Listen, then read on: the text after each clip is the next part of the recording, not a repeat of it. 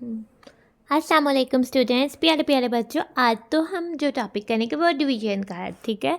तो प्यारे प्यारे बच्चों, हमारा सीरियल नंबर 2 है, यूनिट है हमारा नंबर ऑपरेशंस। इसमें हम पोर्शन कर रहे हैं डिवीजन, और डिवीजन तो नंबर्स पर ऑपरेशन होता है नाउ, ठीक है। तो आज का हमारा टॉपिक है डिवीजन, ठीक है, जो कि हमारी बुक के पेज नंबर 79 पर है। तो प्यारे प्यारे बच्चों, आपने अपनी बुक का पेज नंबर 79 ओपन कर लेना है, ठीक है। तो हम अपना वर्क स्टार्ट करने से पहले, हम अपना टॉपिक स्टार्ट करने से पहले तस्मीया पढ़ते हैं। तो प्यारे प्यारे बच्चों, आप भी मेरे साथ तस्मीया पढ़ें। बिस्मिल्लाहिर्रहमानिर्रहीम। नाउ अब हम अपना टॉपिक स्टार्ट करते हैं, ठीक है। नाउ हम अपना टॉपिक स्टार्ट करने से पहले कुछ बातें जो है वो देख लेते हैं। नाउ हमारे पास ये 4 रैबिट्स हैं, ठीक है। रैबिट्स को हम उर्दू में खरगोश कहते हैं, ठीक है।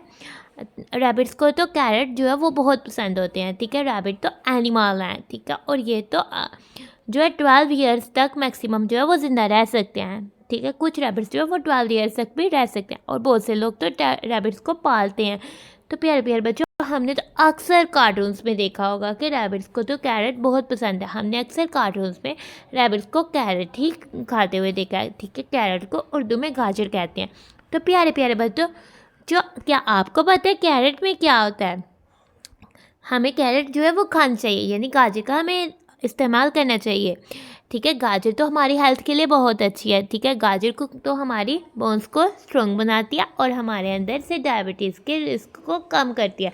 यानी हमारे अंदर जो डायबिटीज़ होने का रिस्क है, हम तो अक्सर घरों में अपने बहुत सारे बड़ों को सुना होगा कि इनको डायबिटीज़ है।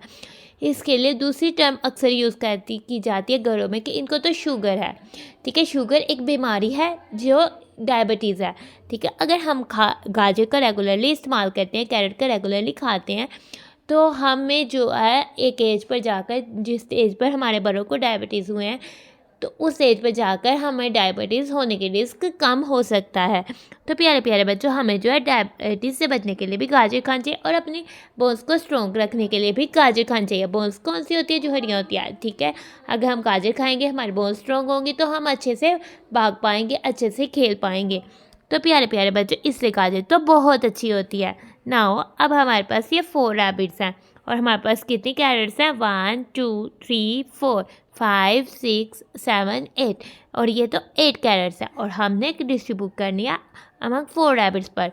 तो सबसे पहले हम 1 कैरेट जो है वो सब रैबिट्स को जो है वो दे देते हैं, ठीक है।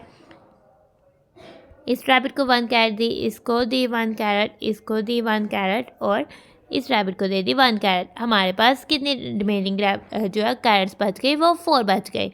नाउ अब हम फिर से जो है एक दफ़ा हमने 1 कैरेट दी, अब हम दूसरी दफ़ा यानी 2 टाइम्स जो है 1 कैरेट जो है वो दे रहे हैं।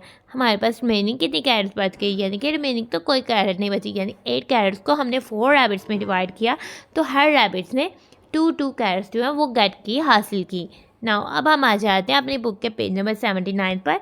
देखते हैं ये भाई हमें क्या कह रहा है। ये तो कह रहे हैं, I want to distribute 8 carrots equally among 4 rabbits.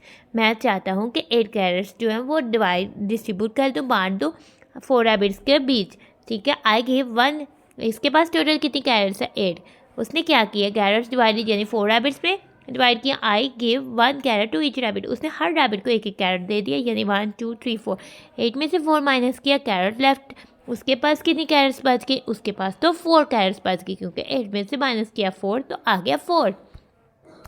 अब हमें ये क्या कह रहे हैं? I give 1 more carrot to each rabbit. अब उसने रिमेनिंग कैरेट्स थी 4, उसमें से कैरेट्स डिवाइडेड, उसने क्या किया? 4 रैबिट्स को 1 कैरेट दे दी, यानी 4 कैरेट्स दे दी, तो कैरेट्स लेफ्ट, यानी अब उसके पास तो 0 की कैरेट्स बची, यानी कि कुछ कैरेट्स नहीं बची, ठीक है। नाउ हम कहते हैं 8 में से उसने एक दफ़ा 4 माइनस किया, और दूसरी दफ़ा 4 किया, तब जाकर जो है कैरेट जो है ख़त्म हो गई, ठीक है। 8 कैरेट्स में थी, उसमें से पहले 4 निकाले, फिर दोबारा से 4 निकाले, फिर तो कोई कैरेट ना बची।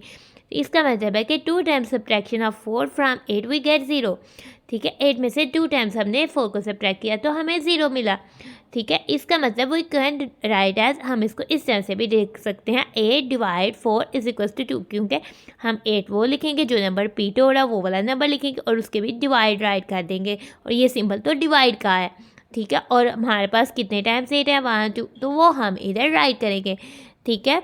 Recall the table of 4 up to 8। अगर हम टेबल ऑफ 4 को रिवाइज करें तो 2 टाइम्स 4 इक्वल्स 8।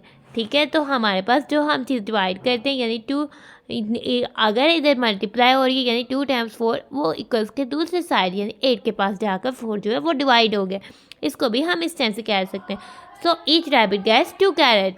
मेरे 8 टाइम्स 8 डिवाइड बाई 4 इक्वल्स 2, यानी कि 8 4 के टेबल में 8 कितने बार आता है, यानी 8 4 के टेबल में तो 4 2 टाइम्स जो है 8 आता है। ठीक है, 2 times 4 8।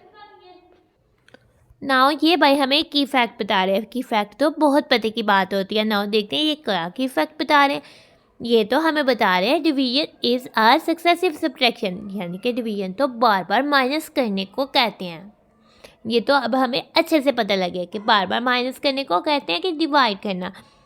The symbol of division is ये, और ये हमें बता रहे हैं कि जो डिवीजन के लिए हम सिंबल यूज़ करते हैं वो ये है। जिस तरह से हम हर ऑपरेशन के लिए सिंबल को यूज़ करते हैं, इस तरह से हम डिवीजन के ऑपरेशन के लिए भी सिंबल को यूज़ करते हैं, और वो तो ये वाला सिंबल होता है। तो प्यारे प्यारे बच्चों, हमारा टॉपिक होता है ख़त्म, तो हम अपनी वीडियो को करते हैं and. Thanks for watching and stay blessed. प्यारे प्यारे बच्चों, अल्लाह हाफिज़।